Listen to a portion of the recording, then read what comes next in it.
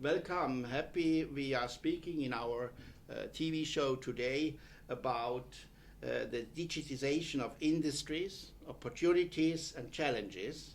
And I have two guests here.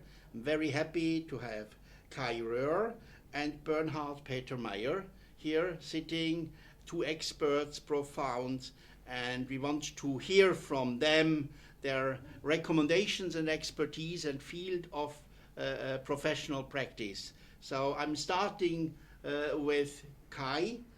Kai, please describe where you're coming from, what role, professional role you have.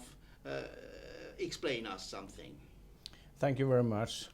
So my background is diverse. When people ask me what I do, I either don't answer or I say I hack people's minds because that's some of the stuff I do. I have a technical background, so I started technically back in mid-1980s with playing with computers and modems and stuff, having some fun. I will never admit to having fun like that. Then in the 90s I started working with computers. Fast forward to today, I focus on security and cybersecurity, but the human factor of this. So I care about what goes on inside the minds when people use computers, use internet, or sometimes what is not going on inside their minds, because that looks like what is going on. This sounds for me a bit very theoretically. So can you explain me that a little bit more practically? Outcomes. So practical outcomes depends on who you are. Yeah. So I would not love to show you a video. I tend to show when I'm on stage. So one of the things I do, I travel around the world and I educate people, audiences, businesses and organizations on how to discover the human side of threats. So attitude challenges, for example, how I can demonstrate how we can enter a building and move around in this building without anyone ever asking you what you're doing there, and then walk right back out with some very valuable information. Now, I do this mainly for fun and just to show that it's possible. The reason we do these kind of things is that there are quite a few other people, let's call them that do this professionally because they want that part of information. They want to steal something. And then we need to show that it is possible. And when we know how it is possible, we can help these organizations improve their security, basically. I hear stealing, I think stealing data and very high important things. So my question is clear.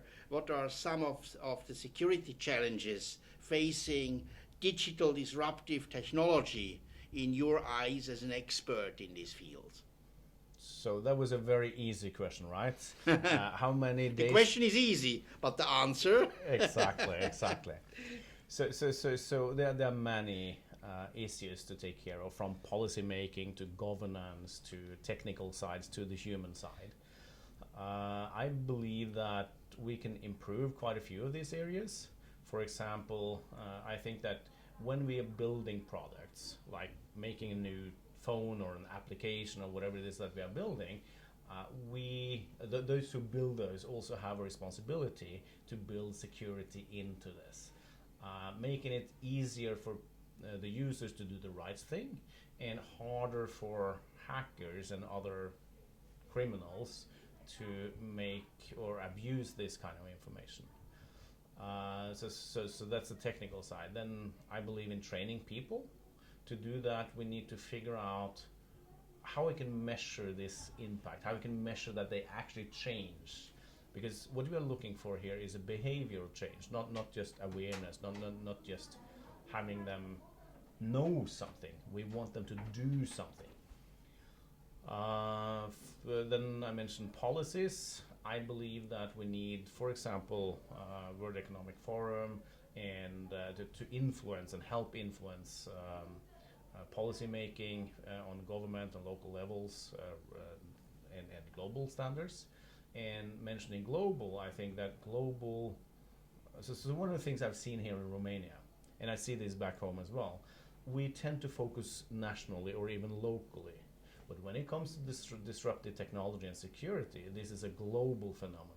And that means we need to lift our eyes a little bit and handle this from a higher level.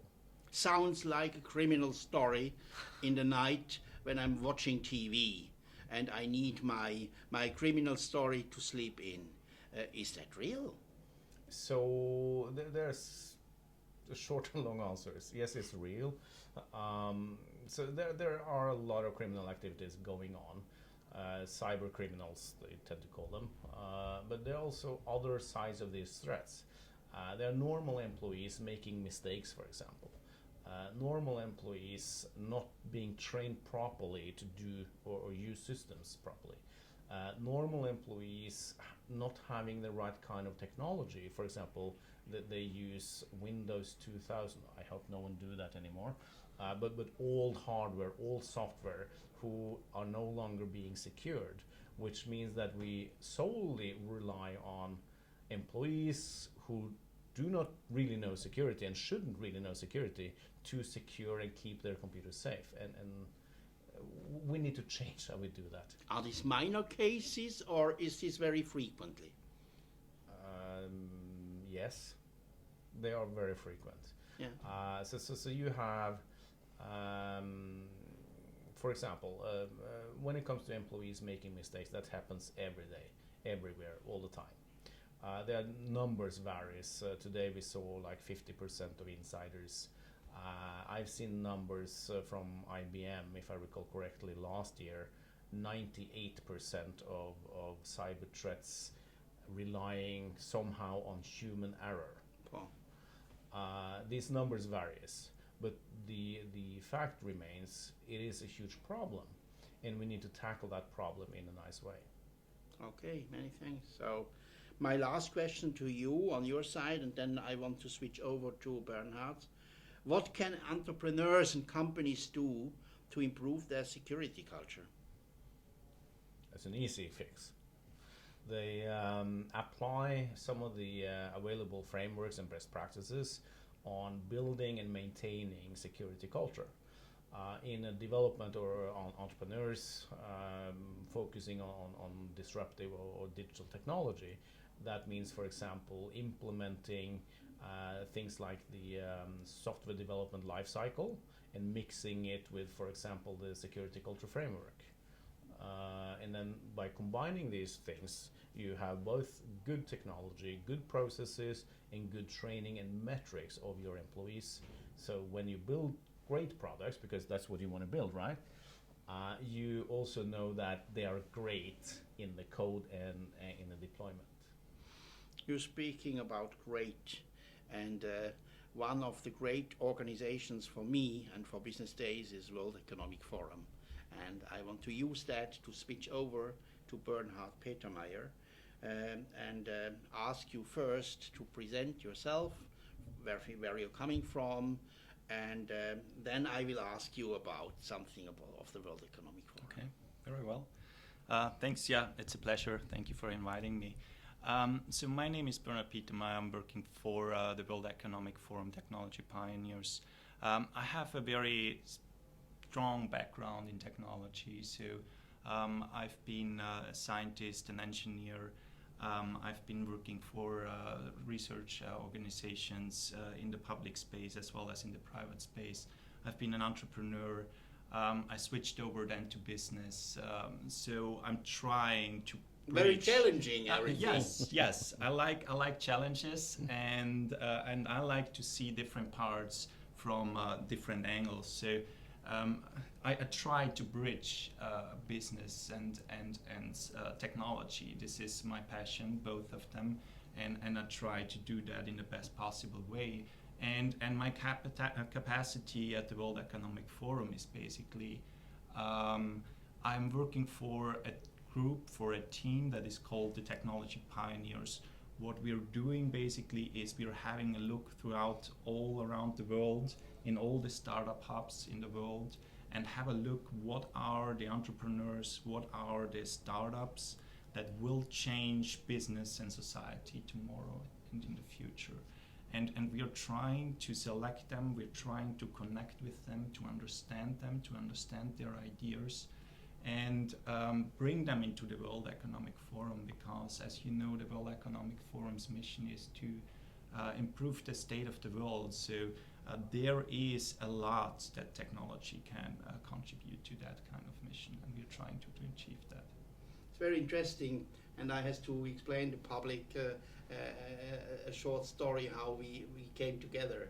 We connected on LinkedIn first, and then we communicated via mail, as you do it that very professionally in business, and then we met in Geneva, and I was very happy, curious, what is this guy, how he is doing. He explained me that time that they got now the message to build up a very quick timed and a hub in the States, in Los Angeles. Yes, San Francisco. Oh, San Francisco, yes. Yes. Yes, and technology hub, and you have had to build up in short time with a team of pioneers a huge project. Yes, tell me a little bit, only a little bit. We don't have the time for it, but I want to have that. And then this is how the forum works, right? Yes. We are very agile. So as soon as we are detecting that there is something that we could really do and where we could have an impact,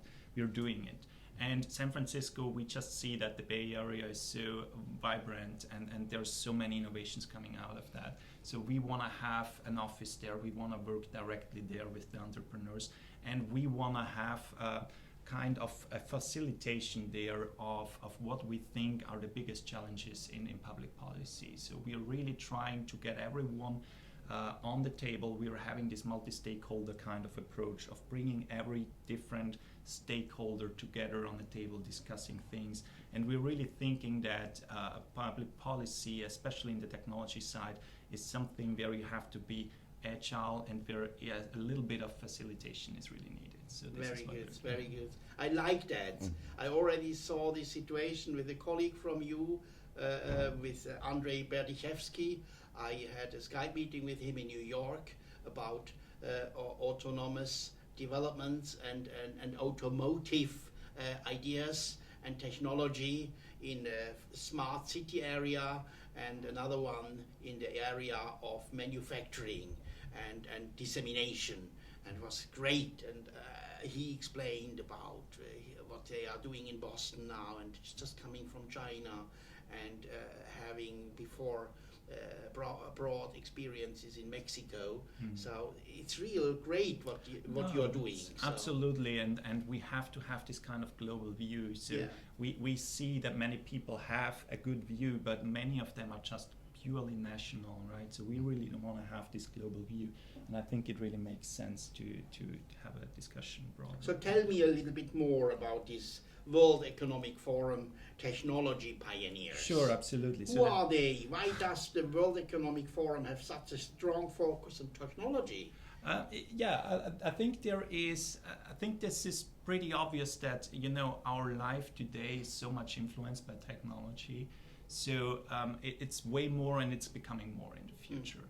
And we see that this is causing some kind of disruption, not only in the economy, not only in business terms, but also for the people out there. And they really cannot really understand everything that is going on. So we feel that there is a need for an organization that's bringing everything together, having multi-stakeholder discussions about this. And we think that technology can be or is one of the biggest agents of change in our time. So it would be really, really the wrong thing not to talk about technologies, because they can help to solve some of the most severe problems that the world is facing at the moment. But on the other side, we also see that technology is creating problems, right? So we have to have a lot of discussions around technology. And I think it makes hugely sense to do that. And the technology pioneers, to answer your question, we are a team that are really selecting these startups in all different kind of fields in the industries that we think will really be transformative in the next few years. So they have to be young, they have to be very innovative, they have to be hungry basically, and Good we are said. bringing them, yes, and those kind of entrepreneurs exist everywhere around the world. It doesn't make a sense or it doesn't make a difference if you are based in the US or if you're in Romania.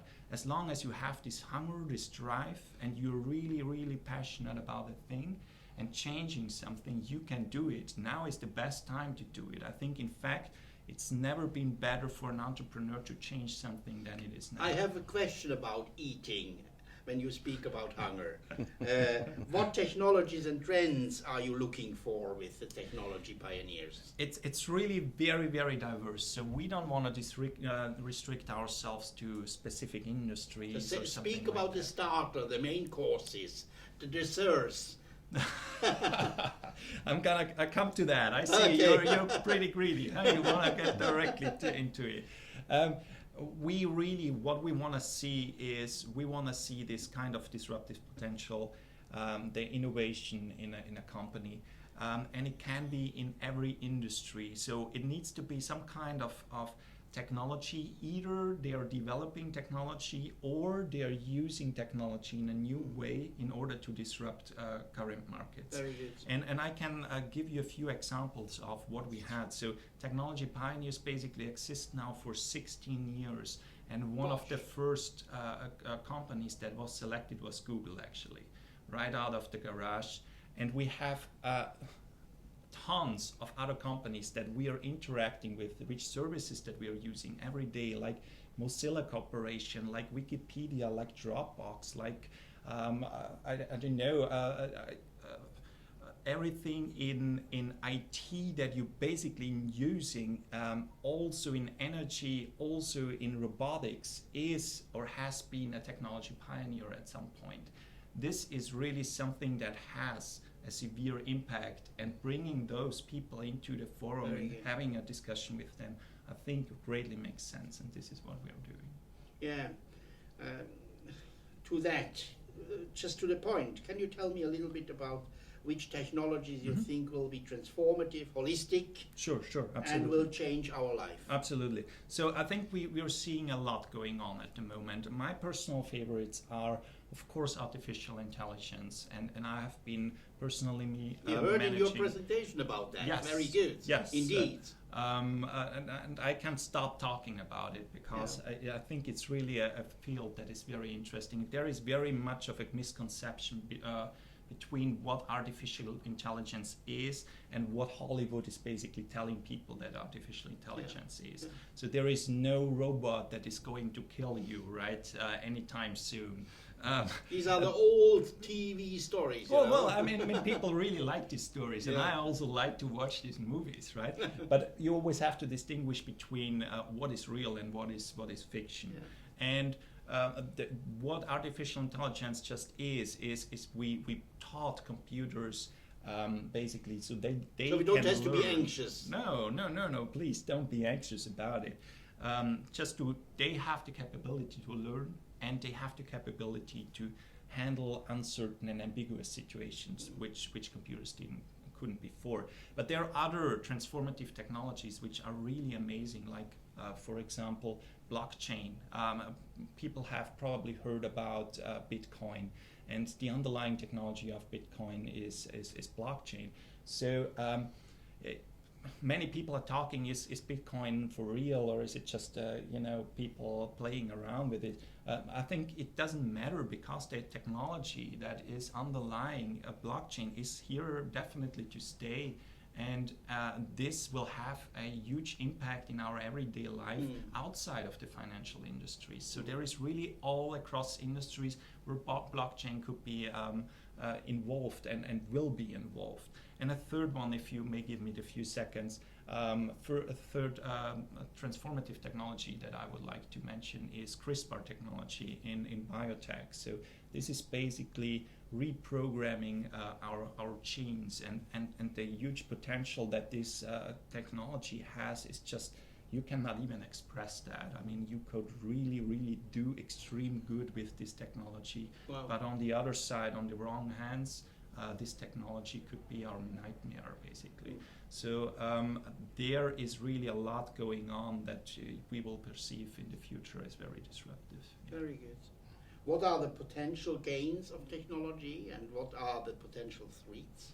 Well, I think I think about his job, you know, and his work, his potential, of course.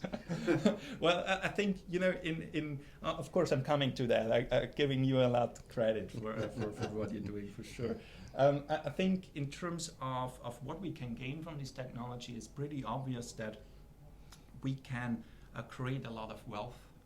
Technology has always created a lot of wealth, right? And if we're talking about poor and rich, it's probably a different poor now than we had before all those technologies came into our world, basically.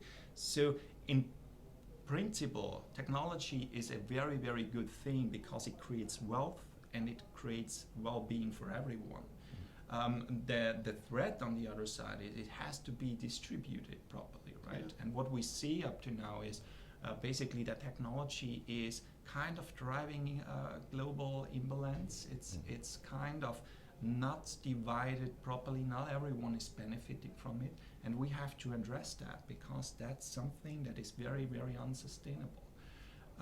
And of course, there are other different kind of problems and threats that we have, like cybersecurity, like data privacy. Governments have to be more agile in order to adapt, be more active than reactive, basically. So those are huge challenges that we have to rethink and find a solution for in order to take the positive side, but prevent us from suffering from the negative side of technology. The time is already over, or is over, but I know from the president of Business Days that if World Economic Forum is sitting on our neck and in our TV studio, we have some additional credits. So I has two additional questions which I want to have presented to you because it's very important and because it is bringing your field of expertise together with Kai's field of expertise. What can be done against the negative implications that technology has on society? Well, it's a difficult question. It's a very difficult question, and I partially already answered it. It's a test for good expertise. I just think that we have to really understand that government, the role of government, especially in relation to technology, is becoming way more important than it ever had, than it ever was, right? So we need to convince politics, basically, that the right policies have to be in place. Speak about the change of society. Yes, absolutely. I mean, you cannot just rely that the system is basically balancing itself, because it isn't. We see that it isn't. And the only way to get that fixed is basically through politics, is through regulations, and making sure that technology is not only something that the elite is using, that the elite knows about. The wealth that is created through technology really has to also benefit a broad mass, a broad kind of middle class. And I don't see it at the moment to be properly addressed, and this is exactly what we have to fight for. Very good, very good. So I see you are the expert. You have done the test. Good. Well, I'm trying to. Yes, so my last, final question. It is clear. Do you have a few tips you can give entrepreneurs looking to the future from what you have experienced? Sure, absolutely. I want to end practically, outcome-oriented, you know? Well, there is tons of information out there what entrepreneurs should do or shouldn't do. Visit the World Economic Forum pages, yeah? For instance, then you see many testimonials. Yes. I like them. Yes. I visit them every day. You do. I think there are great kind of things out there, great tips for entrepreneurs, but also some which are very much dependent on a specific situation or what kind of startup you're having. So I would really suggest that there is always this kind of critical thinking about what is really applicable to my kind of company, because it's really different if you're having a startup that is in software or a startup that is in hardware, or probably one that is very asset based, like engineering with real world kind of objects involved. So just be critical about it. Think about connecting to the right people. You need to talk to people that already did something similar, because if I meet a lot of people that think they are having this genius idea and they will execute it alone at home in their place without ever talking to someone. I mean, we've been all thinking like that at some point. It's just not how it happens. You have to connect with a lot of people. You have to get a lot of input. The idea alone is good, but nobody, and I don't really have heard from someone that people are stealing immediately your idea when you're talking to other entrepreneurs. No, people want to help you. Take that help. Take good advice from people who have gone through the right thing. And also think about many people talk about, financing. Should I do venture capital? Should I raise money from that? It doesn't need to be like that. You can also bootstrap. You can really build it up from your own kind of thing without an injection of huge amount of investments. So it's really about what is the right thing about your I like this final idea. Criticality, critical thinking. We are all learning organisms. So I think we need that, and we have to look to a more sustainable future, to the needed change of the societies and of the individualities and the organisms. So many thanks, Kai Röhr. Many thanks, Bernhard Petermeyer, and your great organization, World Economic Forum. Thank you very much for inviting me. Thank you very much. Thank you for having me.